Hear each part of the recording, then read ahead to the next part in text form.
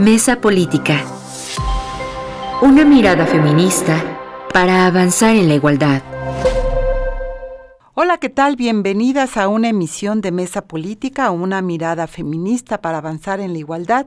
Yo soy Lucía Lagunes Huerta y el día de hoy hablaremos sobre esta 10ª comparecencia del Estado mexicano ante el Comité de Expertas de la CEDAW, sus siglas en inglés, de la Convención contra toda forma de discriminación hacia las mujeres, donde tendrá que rendir cuentas de qué ha estado haciendo para erradicar la desigualdad de las mujeres que habitan este país llamado México.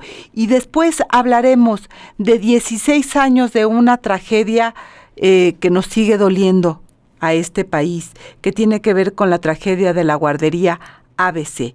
Y para ello nuestras analistas, Marta Tagle, Imelda Marrufo y Angélica de la Peña, estarán presentes esta mañana, así que acompáñenos. Y bueno, esta mañana vamos a hablar sobre un evento muy importante que va a ocurrir en la próxima semana, 17 y 18 de junio. El Estado mexicano va a comparecer ante el Comité de Expertas de la CEDAW.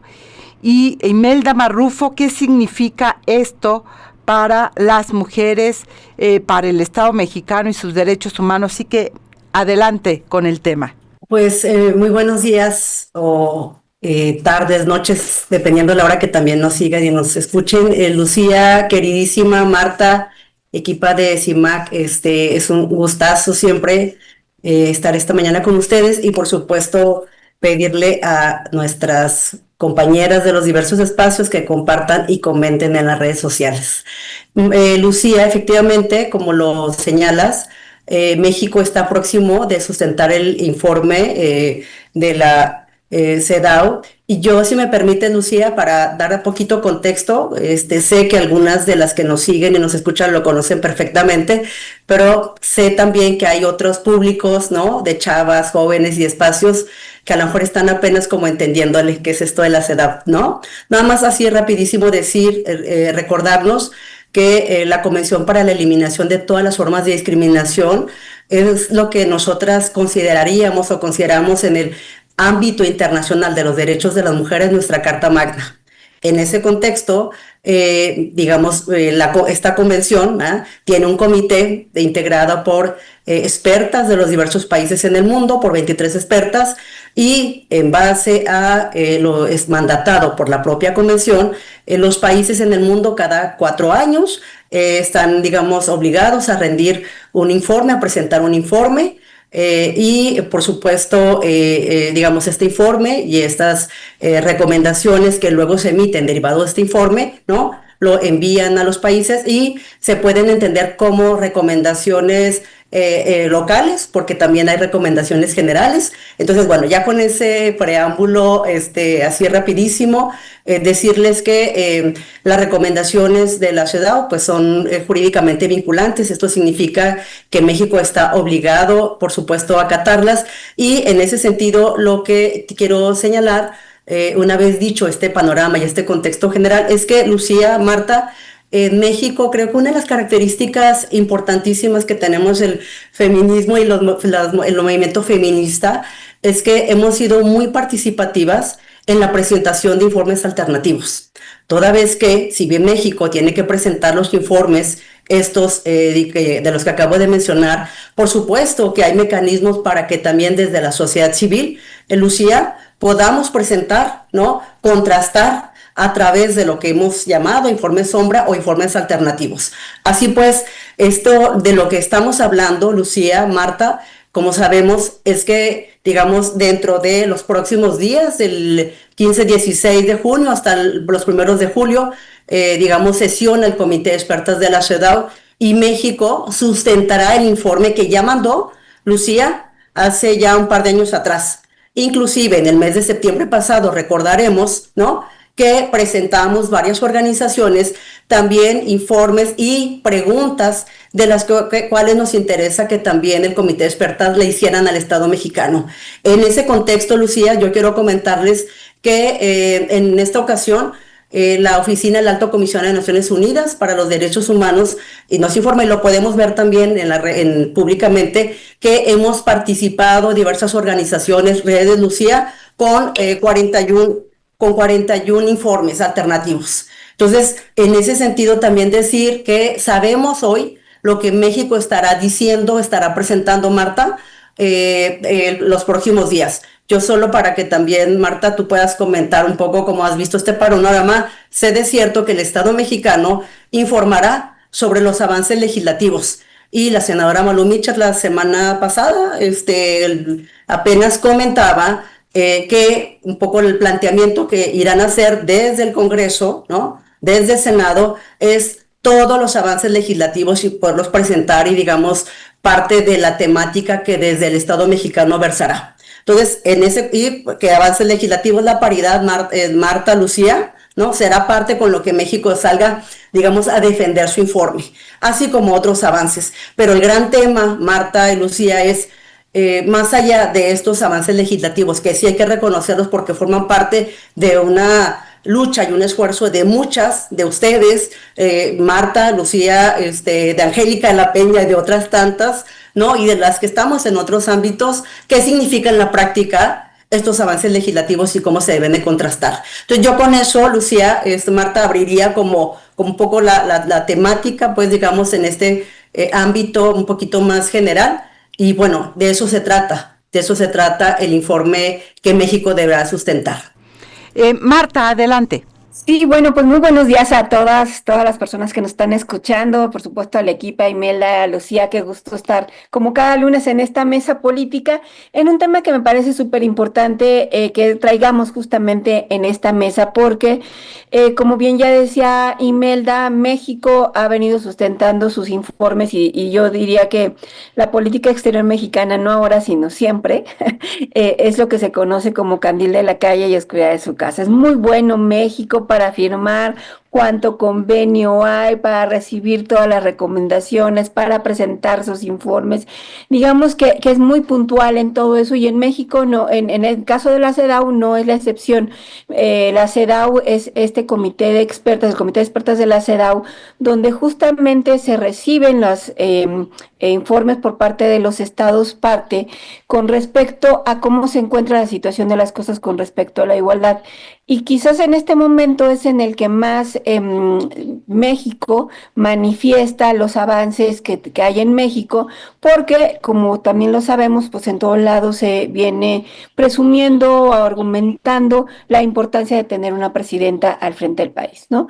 Y entonces sobre eso basa una buena parte de su informe y en contraparte, las organizaciones de la sociedad civil están presentando informes sombra. Tú misma nos informabas que hay cerca de 56 informes sombra por parte de las organizaciones de la sociedad civil. Muchas de estas organizaciones viajarán justamente a Ginebra para conocer, estar presentes durante la audiencia y presentar su propia valoración. Y aunque es muy poquito el tiempo el que tendrán, ya han enviado los informes por escrito.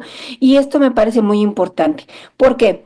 Porque es la contraparte de lo que presenta de manera formal y oficial el gobierno. La sociedad civil presenta, dependiendo de cada una de sus especialidades, pero casi todas son organizaciones de mujeres y feministas, que presentan desde su propia vivencia estudios, información con respecto a lo que México está presentando. Y yo en este sentido quiero decirte que a mí lo que me viene preocupando desde la administración anterior y estamos viéndolo en esta administración con la presidenta Claudia Sheinbaum y que las organizaciones estarán presentándolo en sus informes, tiene que ver con un desmantelamiento de la política pública en materia de igualdad y para prevenir y atender la violencia contra las mujeres. O sea, se nos ha vendido aquí en México y en el mundo que se hizo una reforma por la igualdad sustantiva para reconocer las violencias en la Constitución, para darle el peso a las fiscalías, se creó la Secretaría de las Mujeres, pero en los hechos, si nosotros revisamos la política pública de manera muy particular, lo que está presupuestado, hay un desmantelamiento sistemático desde López Obrador y ahora para desaparecer todos los programas que tienen que ver efectivamente con promover la igualdad entre mujeres y hombres y para prevenir y atender las violencias contra las mujeres. Y Entonces están haciéndose programas, o sea, están haciendo recursos, bolsas donde se concentran los recursos y que más bien hay una política de querer hacer cuestiones clientelares. Ya lo veíamos en una plática en una ocasión anterior.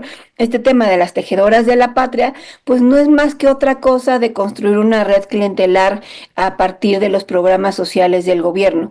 Y entonces muchos de los programas que buscaban justamente generar las condiciones para que las mujeres nos podamos incorporar a la vida productiva, desarrollarnos plenamente, hoy simple y sencillamente están eliminados incluso de la posibilidad de que vuelvan a existir. Más bien tenemos este tipo de programas como subsidios y transferencias directas que tienen como trasfondo el tema de construir clientelas y dejan de lado totalmente los programas reales para prevenir, atender y sancionar la violencia contra las mujeres.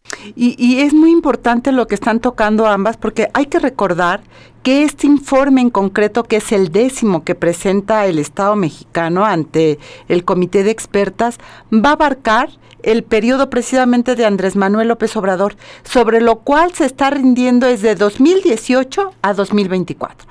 Mucho de lo que han anunciado tiene que ver con este gobierno, la creación de la Secretaría, etcétera, pero eso no se está valorando por parte de la rendición de cuentas que tiene que hacer el Estado mexicano. Este es un reporte que precisamente, Marta, Imelda, habla sobre esos 6 años.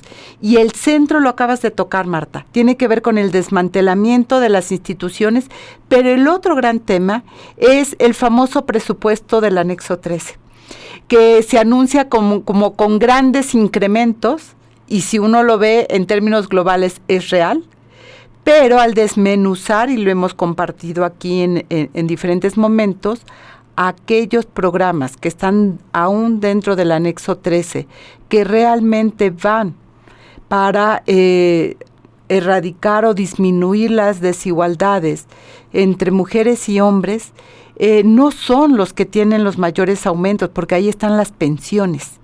Ahí están los programas insignes del gobierno pasado. Por eso en lo global, el anexo 13 sí presenta un incremento, pero no en lo concreto de los programas. Y este es un punto que las propias organizaciones van a debatir, precisamente en la comparecencia del Estado mexicano, donde van a tener, hay 2 modalidades en esta ocasión que hizo el Comité de Expertas. En aquellas que estén presentes tendrán la oportunidad de dialogar de viva voz, pero ha abierto un espacio para poder mandar videos de las organizaciones y poder dar en 1 minuto precisamente el resumen de aquello que les parece que es nodal que el Comité de Expertas tuviera que presentar. Imelda, temas nodales, porque son 7 temas que van a abordar en términos globales en esta rendición de cuentas: violencia contra las mujeres, precisamente mujeres privadas de su libertad, es uno de los temas que ingresaron al final a petición también de lo que está pasando con este Ceferezo número 16 de Morelos, que que ha puesto la lupa también de lo que está ocurriendo en ese centro penitenciario. En fin, ¿qué hay que decir desde las organizaciones de cuál es el balance que están haciendo de 6 años de Andrés Manuel López Obrador? Sí, Lucía, fíjate que días pasados nos costaba un poco de trabajo, o sea, lo quiero decir así, este tema cuando presentamos, Lucía, hace que fue un par de semanas atrás, y subimos también nuestros informes vinculados con cuestiones, con recomendaciones, fue hace poquito, ¿no? Que estuvimos subiendo.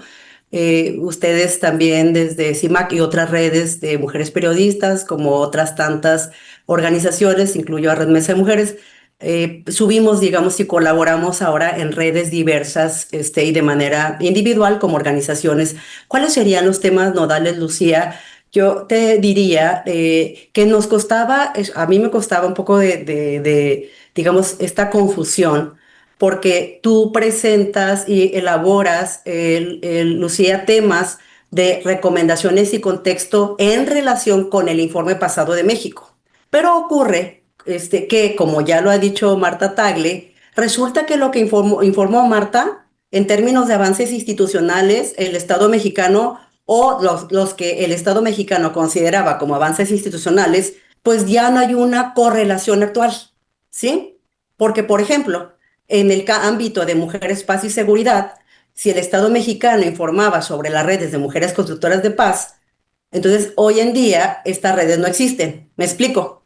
Y así pues, es esta parte de poder dialogar, ¿no? En nosotras desde las organizaciones respecto del informe pasado, pero en un contexto del 2025 en el cual esos mecanismos ya no existen. Hace pocos días apenas, Lucía, circulaba también un pronunciamiento de Change.org para poder denunciar y hacer un señalamiento enérgico del abandono de las alertas, por ejemplo, para decir un mecanismo. Y uno de los temas son las alertas. ¿Qué otros temas nodales, Lucía? Pues comentar que también hay informes regionales, o sea, por zonas geográficas. Está Guerrero. Nosotras desde Juárez hemos dado seguimiento al protocolo facultativo 8 que se activó en 2003, fue el primer protocolo a nivel mundial que se activa por el caso de feminicidio de Juárez, pero también, Lucía, hay informes muy específicos sobre el caso de Pilar, por ejemplo, y otras defensoras, ¿cierto? Y además en el nuevo contexto está todo el tema de violencia mediática, Lucía, y inclusive hay compañeras que han expresado también la preocupación respecto de las, digamos, riesgos frente a la inteligencia artificial. Pero también, Lucía, Marta, decir también que está todo el tema de las mujeres buscadoras, o sea, decir, no como tema, sino como una preocupación, las desplazadas, Lucía, desaparecidas. Entonces, encuentro a diferencia y quisiera nada más puntualizar, yo veo y siento y percibo como este momento, Lucía, como en el 2012, como en el 2012, en el que México se jactó de informar, ¿no? Y hacer como alarde de todo el ámbito normativo. Pero a México le fue peor porque no solamente hizo eso, sino que además, pues estos ejercicios que debe hacerlo en un diálogo constructivo con las organizaciones, con las defensoras, con feministas, no lo ha hecho. Fue apenas, Lucía, el 28 de mayo pasado, que Cancillería nos convocó y Secretaría de las Mujeres para dialogar en unas mesas. Pero además, si bien digamos, este ejercicio, como lo acabas de decir, con el comité y en esta sustentación se va a hacer de manera híbrida, Lucía, México, el gobierno mexicano no lo hizo así de manera interna, ¿eh? Nos convocó de manera presencial y no pudimos participar hace unos días atrás, las que no pudimos estar en la Ciudad de México. Entonces, tú lo recuerdas muy bien, hay una obligación de México de hacerlo constructivo y Silvia Pimentel, la presidenta entonces de la ciudad, lo dijo muy claramente.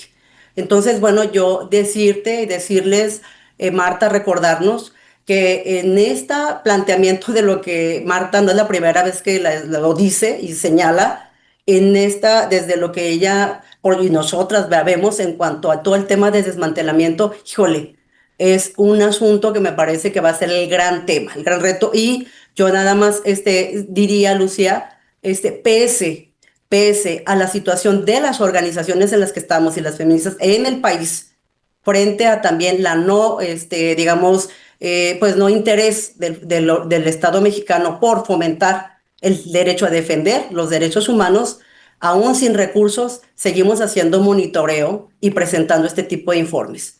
Y ese es un gran tema, Marta, que también se ha colocado en varias ocasiones, la ausencia de la participación de las organizaciones, el diálogo, la apertura, la transparencia. Si bien señala Imelda estos foros que se realizaron desde Cancillería con la Secretaría de las Mujeres, no fue una convocatoria abierta, fue una convocatoria que fue, digamos, palomeada a quienes invitar. Y me parece que ese cambio tiene un trasfondo de la ausencia real de participación de las organizaciones para construir y tener la otra mirada que es el de las organizaciones, Marta Tagle. Sí, como tú bien dices, ahorita están sustentando lo que sucedió en la administración pasada Y si algo identificaba al gobierno de López Obrador es que totalmente odiaba a las feministas y a la sociedad civil organizada. Creo que eran, digo, aparte de los neoliberales y todo, pero justo en cada que podía ponía a las organizaciones de la sociedad civil organizada y a las feministas en la bolsa de la derecha, y los neoliberales y sus detractores. Y esto, esto claramente se ve evidenciado en todo lo que sucedió en la administración pasada. Hubo una serie de limitaciones legales para la participación de la sociedad civil organizada, desde la parte fiscal para que cada vez las organizaciones estuvieran más complicadas, las medidas de austeridad, la propia el ordenamiento del presidente de que no se apoyara la participación de la sociedad civil y un discurso recurrente de que en ese gobierno no hacía falta organizaciones porque las consideraba mediadores innecesarios y que se quedaban con el dinero. Y en los hechos lo que eso se convirtió es que las organizaciones en realidad durante toda la administración pasada tuvieron o sea, mucha mayor dificultad para incidir en las políticas de igualdad contra las violencias hacia las mujeres. O sea, nunca ha sido fácil el trabajo de la sociedad civil. Yo creo que en México ni en ninguna parte de nuestra América Latina, pero en el caso mexicano, el sexenio anterior se vio mucho más difícil. Tenían una serie de ataques y dificultades de tipo económico, administrativo, que impidieron hacer su trabajo de seguimiento, de valoración, de apostar, porque esa es la otra, no somos enemigas ni del gobierno anterior ni de ningún otro, sino justamente la sociedad civil organizada ha venido actuando a todos aquellos lugares donde el Estado no ha tenido la capacidad de llegar. Y es ahí donde justamente se siente más el abandono ahora. O sea, cuando la sociedad civil organizada está siendo atacada y tiene menos posibilidades de actuar en esos espacios donde estaban atendiendo situaciones donde el Estado no está atendiéndolo, pues estamos viendo recrudeciendo los problemas, ¿no?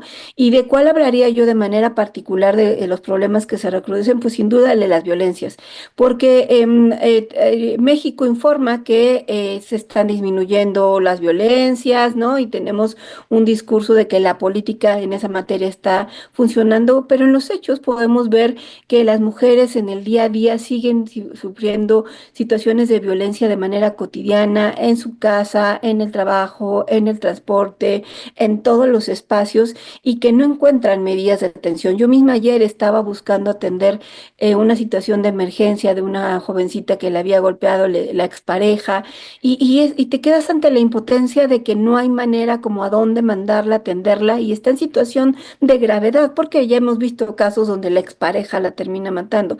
Y entonces a eso nos referimos cuando hablamos de desmantelamiento de política pública, pero ahora no solamente es desmantelar la política pública porque no hay un espacio donde mandar a que atiendan a esta mujer, sino también contra la sociedad civil organizada, porque entonces, obvio, recurrí a la red de refugios y me dijeron, es que en ese estado no tenemos refugio justamente porque el gobierno y esto. Y entonces te quedas ¿y ahora qué hacemos con esta mujer? Lo que nos quedó fue recomendarla que buscar un lugar seguro, incluso un hotel, donde pudiera estar en esa noche a salvo y hoy en mejores horas buscar otras alternativas. Pero te estoy hablando de algo que sucedió anoche y es increíble que, o sea, todo esto sucede justamente por lo mismo, por desmantelar la política pública y porque a la sociedad civil organizada se le ha venido limitando en estos espacios y me parece que en este gobierno, como bien tú decías, pues solamente se invita a las organizaciones cercanas, a las mismas de siempre, a las que estarán presentando estudios y trabajos, pero, o sea, digamos que hay en ese sentido un cambio de tono, pero al final de cuentas no vamos a ver una enorme diferencia, porque además, pues ya no hay, como lo decíamos en otra mesa, ya no hay consejo consultivo, ya no hay consejo social, o sea, ya no hay mecanismos formales de participación de la sociedad civil para el diseño de la política pública y me temo que, pues los mecanismos que implementen, pues simple y sencillamente serán invitando a las organizaciones que consideren pueden ser más a modo de este gobierno. Y creo que ahí has dado con uno de los ejes nodales que no sabemos si quienes estén en Ginebra o quienes puedan participar en los videos puedan colocar la ausencia de espacios cívicos de diálogo con el gobierno para precisamente hacer la construcción de la política. Esto que tú narras, es decir, es la muestra de qué hacen las mujeres concretas cuando enfrentan episodios de violencia y a qué acuden, a dónde acuden, a qué número telefónico, en fin. No hay eso, mi querida Imelda. Efectivamente, parte de los grandes temas, querida Lucía, Marta, tiene que ver con, efectivamente, con la capacidad instalada a nivel institucional para poder dar atención, para prevenir, para poder asesorar, para acompañar desde el ámbito institucional. Y en ese sentido, Marta, si podemos revisar datos, números, etcétera, o sea, esta parte y cotejarla con la parte presupuestal, pues vamos a la baja. Lo que Lucía nos decía en el anexo 13, pero además decir, yo sí veo, Lucía, que habrá una participación significativa, importante en las presencias en Ginebra, pero también en las redes. Mañana, de hecho, creo que tendremos por ahí una reunión.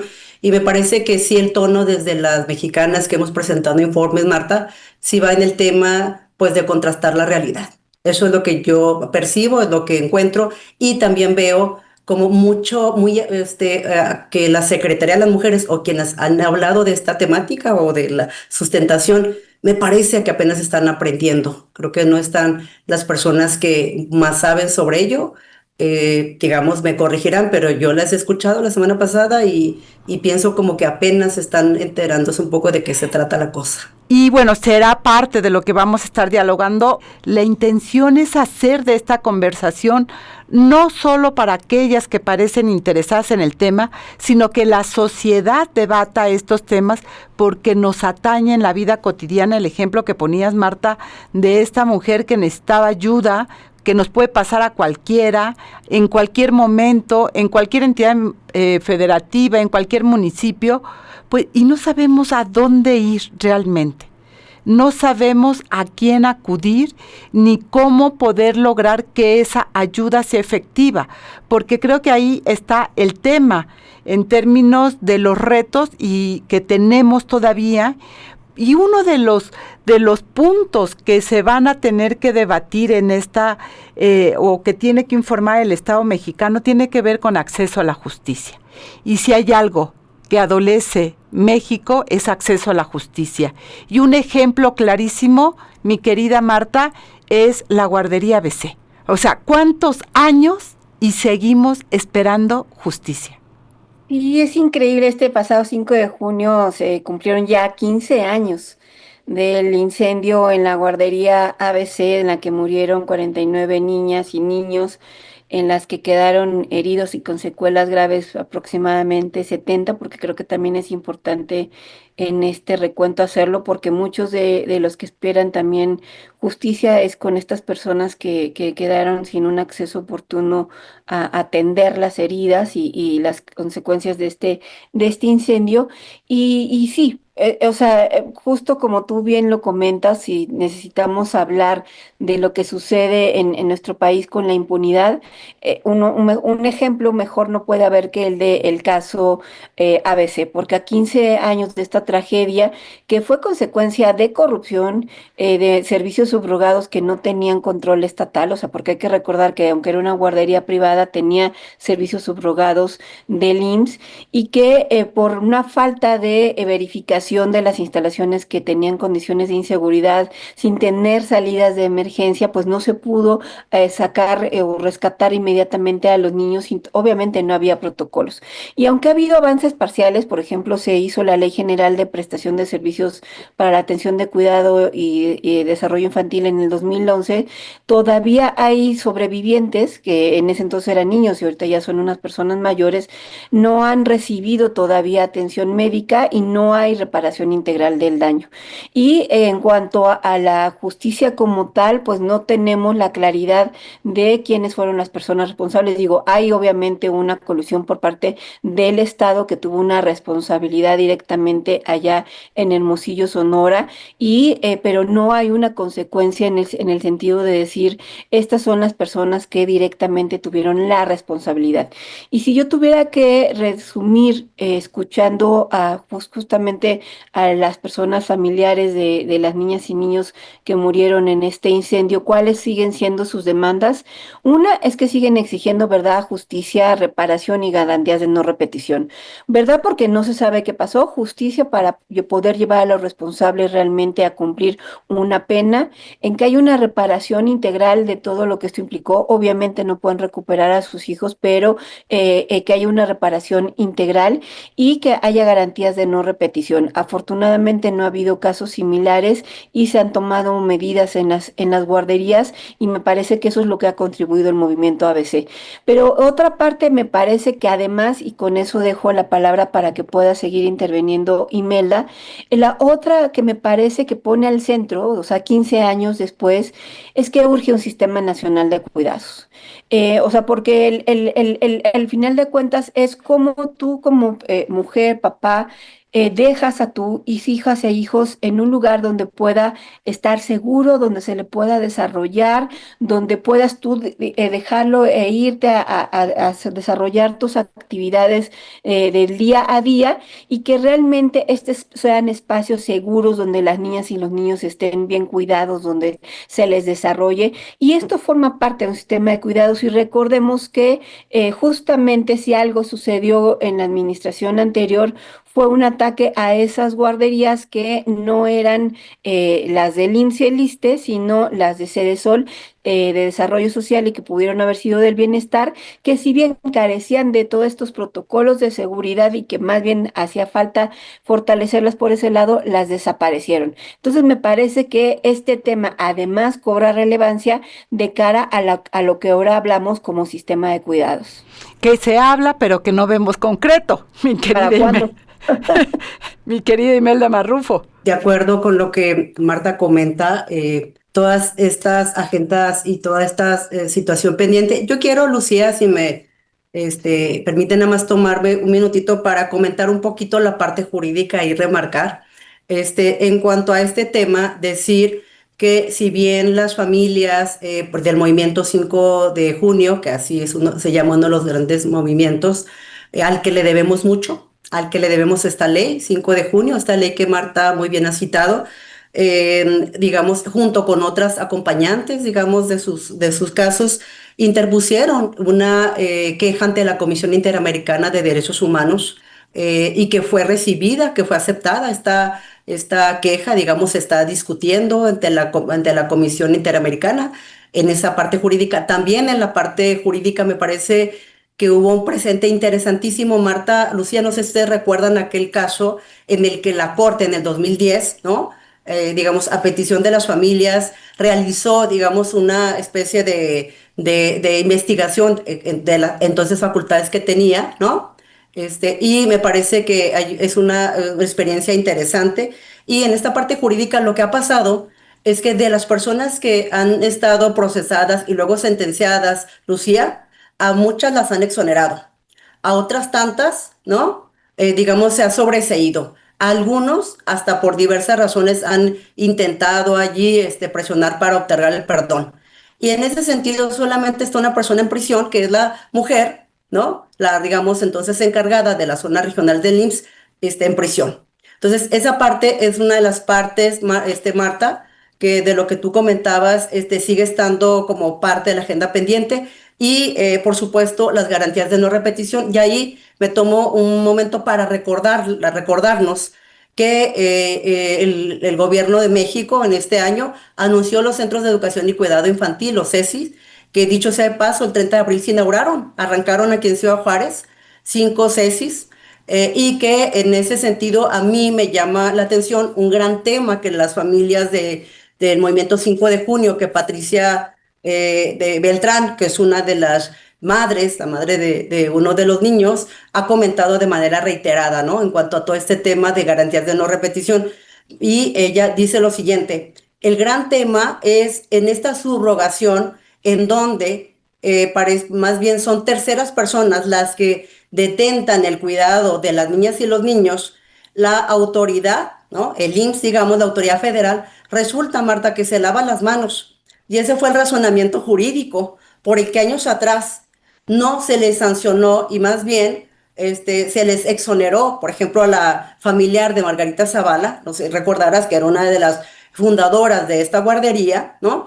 Y el argumento era que como estas personas eran personas individuales o personas, digamos, en un negocio privado, pues que no trabajaban, digamos, para el IMSS, no eran funcionarias públicas, por tanto, no violaban derechos, podían cometer delitos, y entonces terminaban esta discusión jurídica, Marta, exonerándoseles. Este tema sigue estando presente. ¿Por qué sigue estando presente? Porque hace poquito Zoé Robledo, a propósito de que le preguntaban cuál era la postura del IMSS frente a las denuncias de 5 guarderías, 4 subrogadas del IMSS y una del ISSSTE, en las que hay 71 carpetas de investigación abiertas por violencia sexual contra niñas y niños en Ciudad Juárez. Se han hecho investigaciones y revisión de 218 niñas y niños de Juárez, y de ahí, Lucía, se han abierto 71 carpetas de investigación por delitos de violencia sexual contra personas, ¿no? Que han violentado, digamos, ese es el presupuesto, ¿no? De la Fiscalía en Chihuahua, a niñas y niños.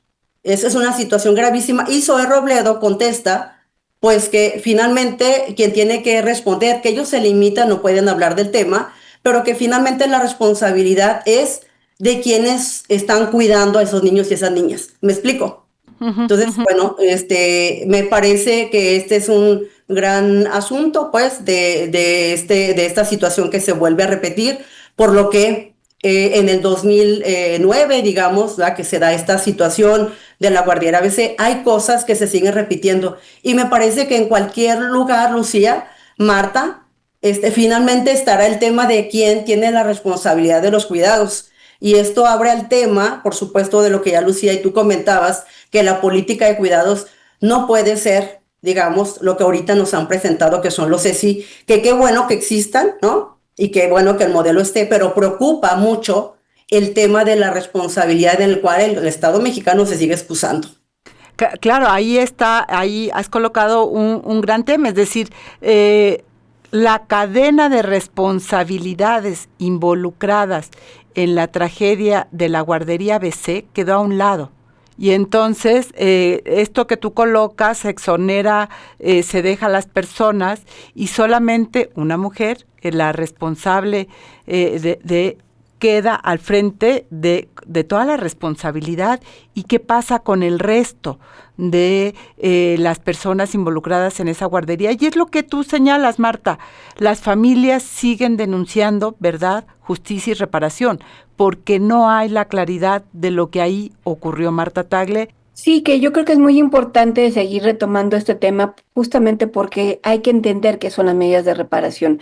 Y las medidas de reparación van más allá, por ejemplo, de los pagos que de manera individual recibieron algunos familiares, porque sí el IMSS otorgó algunos pagos individuales, pero eso no es reparación integral del daño, porque como les decía, no hay manera de reparar la pérdida de un hijo o una hija de un lugar donde se supone que debe estar seguro. Y que tiene que ver también con la no repetición, ¿no? Y creo que lo que está colocando también Imelda de lo que ocurrió en Ciudad Juárez con estas carpetas de investigación nos están señalando los retos que todavía quedan.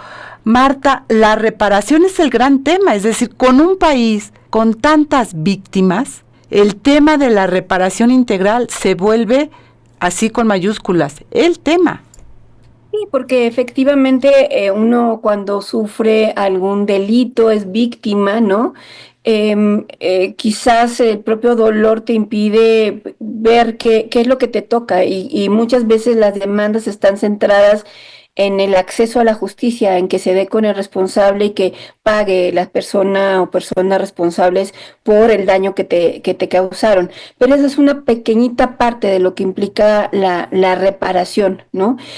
Porque cuando en este caso, como es el de la guardería DC, además se trata de un tema de violación de derechos humanos, porque es una situación donde se vieron involucradas muchas niñas y niños, donde además se trató de una institución institución en donde deberían estar cuidados los niños y había una obligación reforzada por parte de esta institución, pero además era subrogada por parte del Estado mexicano, hay una serie de obligaciones y responsabilidades que el Estado tiene y por supuesto se convierte en una violación a los derechos humanos, y las familias desde hace 15 años han venido exigiendo una serie de medidas de reparación integral que simple y sencillamente no se han cumplido. ¿A qué nos referimos? Pues por una parte, como te decía, hubo indemnizaciones económicas, pero estas fueron sin criterios de reparación integral, ni hubo un reconocimiento pleno de responsabilidad, ¿no? Casi que usted fírmele acá y olvídese de estar demandando y exigiendo más, porque con esto se acaba nuestra responsabilidad de lo que tuvimos con ese incendio. Ha habido también, se les dio algunas medidas de atención médica y psicológica de carácter vitalicio, pero los propios familiares han hablado de que hay falta de calidad, de acceso oportuno, ya sabes, es engorrosísimo ir a las instituciones de seguridad social y por supuesto carencia de seguimiento a sus padecimientos. Y también ha habido una, digamos, permanente lucha para que se les reconozca formalmente como víctimas, porque algunos niños fueron reconocidos como víctimas indirectas para los efectos de servicios y apoyo, pero la atención ha sido fragmentada, burocratizada, tienen que andar los papás y mamás peleando porque esto sucediera, y te digo, y además ya estamos hablando, me corregía muy bien Imelda, de 16 años de esta tragedia, y pues estos ya ni siquiera son niños, pero obviamente las secuelas están ahí. ¿Qué otro tipo de medidas de reparación? Por una parte, simbólicas y de memoria.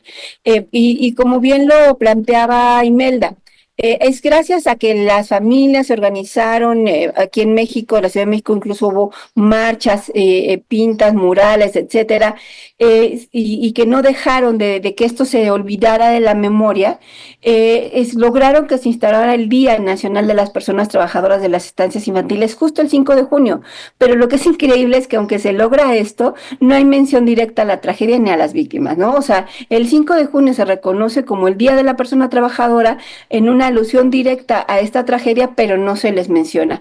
Y por otra parte, en Hermosillo se colocaron placas conmemorativas y a las familias les han exigido un memorial nacional y reconocimiento público del problema.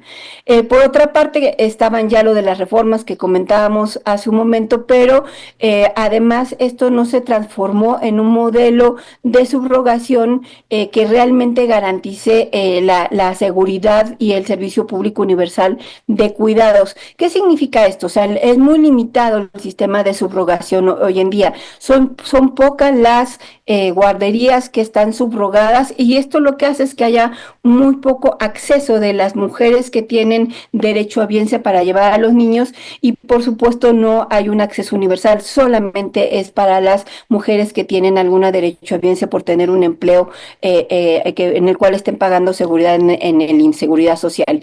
Y finalmente, también recalcando lo que ya decía Imelda, la Corte también analizó en 2010 el caso, pero no emitió sanciones, y hay procesos penales abiertos, pero no hay ninguna sentencia en firme. Y aunque se reabrieron recientemente las investigaciones, las familias pues dicen esto es más que lento, ¿no? Y por supuesto se ve inacción por parte de la Fiscalía General de la República. Y me parece que todo esto que estoy mencionando pues tiene que ver justamente con lo que implica la reparación, no solamente el acceder a la justicia, sino por supuesto todas las medidas que implican que las familias realmente alcancen la justicia, y sobre todo que se generen, como tú bien decías, Lucía, medidas de no repetición para que esto no vuelva a suceder, para que las personas que dejan a sus niñas y niños en guarderías a cargo del Estado estén con la seguridad de que van a ser bien cuidadas y sus niñas y niños, y que no van a estar en riesgo.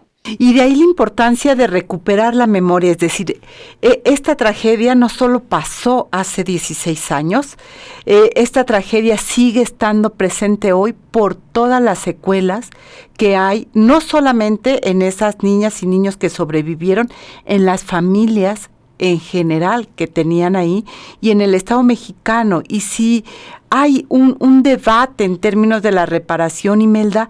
En el caso de feminicidio también, pues hemos avanzado, porque van ligados, no son temas ajenos. Este contexto que plantea Marta en términos de lo que sería o debe de ser la reparación integral, es algo también que desde la violencia feminicida se ha ido colocando cuando se llevan los casos, y el caso de Campo Algodonero también dejó muestra de ello, Imelda. Sí, Marta toca un tema sumamente importante, pero además, Marta, digamos que hemos abordado las reparaciones de daño con perspectiva de género, ¿cierto? Entonces, diría que no cualquier reparación, además de la integralidad de la que Marta, por supuesto, traducía, qué significa una reparación integral, porque en el pasado, solamente desde el ámbito muy codiguero, se hablaba de una reparación en cuanto a un monto, ¿no? Un monto, digamos, en el caso de la pérdida, asesinato de una vida, respecto el monto vinculado con la ley laboral, por ejemplo, ¿cierto? Y hasta ahí nos quedábamos. Y la verdad, Marta, es que hemos sido las feministas, las defensoras y muchas de nosotras quienes fuimos, Lucía, trabajando y de verdad apuesta de casos en el sistema no solo local, sino internacional. Y desde ahí ya hay estándares sobre la reparación con una perspectiva de igualdad. Y en ese sentido, yo quisiera decir, Lucía, que efectivamente hemos aportado y abonado mucho a la manera en la que se tiene que hacer esta reparación. Por ejemplo, las madres y familias de la guardería, a veces de todo este movimiento, ya digamos hace un año atrás, solicitaron que se hiciera un monumento donde fuera ese lugar de la manzana, pues donde se ocurrieron esa tragedia, pero a la fecha aún y que se aprobó, ¿no? Que allí se hiciera, pues no se ha realizado. Y si bien algunas reconocen cierto trato y una diferencia de trato, porque cuando platicamos con ellas lo comentan, lo cierto es que una de las grandes cosas que implica mucho la reparación también, que va más allá del tema penal, implica que se cumpla con la Ley General de Prestación de Servicios para la Atención, los Cuidados y el Desarrollo Integral, que además esta ley debe existir en todas las entidades del país y que debe estar reglamentada, y eso no ocurre, debe haber presupuesto para ello. Esto implica en buena medida la parte de la integralidad. Yo solo recalcar, Lucía, Marta, que me parece bien importante, a mí siempre me genera como allí, ¿no? Un tema que me conecta mucho con las familias y con las acompañantes, que a pesar de que han pasado desde 16 años, además son muy solidarias con otras luchas. Y la verdad es que yo, como leo los pronunciamientos desde hace varios años atrás que ellas dicen, ¿no? Siempre hacen un mensaje de agradecimiento a otros movimientos y de reconocimiento, digamos, a otras luchas desde el ámbito de los movimientos sociales. Y eso me parece muy importante, cómo conectar y cruzar con ellas desde esa lógica y, por supuesto, desde un tema pues de la memoria también colectiva, y esto me parece que hay que reconocer mucho a las familias y a las personas que acompañan, a Patricia Duarte, que es la mamá del niño Andrés Alonso, Lucía, que a lo mejor un día, no sé si has platicado con ella, sería bueno que platicaras, lo digo por la construcción que tiene esta líder, y la participación, Marta, de las mujeres en estos liderazgos para poder, digamos, abanderar las agendas nada sencillas. Esa parte yo la quiero como resaltar en este proceso. Que no es casualidad, ni las buscadoras, ni la presencia, por supuesto, de las mujeres en el caso de la guardería, pero tampoco es casualidad la presencia de las mujeres en la demanda de justicia cuando se enfrenta a violencia feminicida.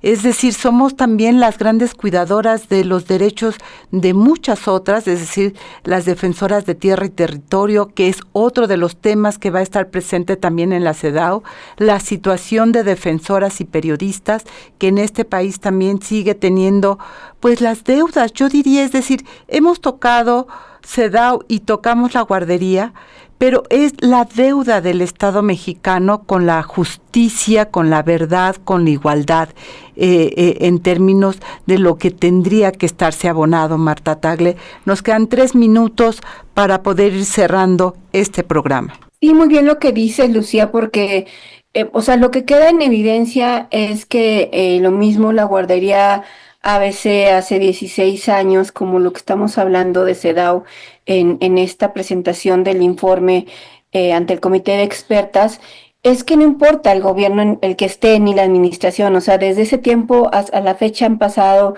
3 partidos diferentes, ¿no?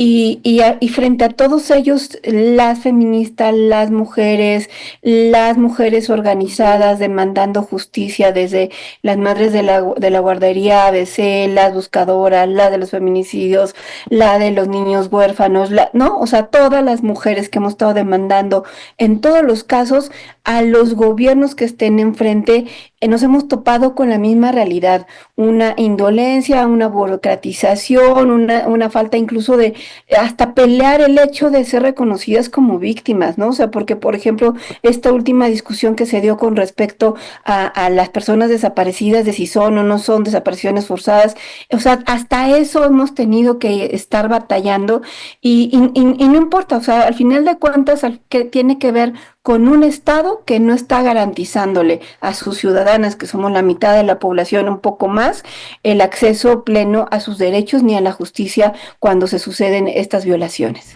Y Imelda, ¿con qué cerrarías esta conversación? Híjole, pues la verdad de decir que 2 cosas, ¿no? La deuda del Estado mexicano para con las niñas, los niños, para con todas nosotras, la agenda, digamos, realmente desde la igualdad sustantiva. Y también otra de los elementos con los que cierro es todo el esfuerzo, Lucía, que hemos hecho por construir un país distinto.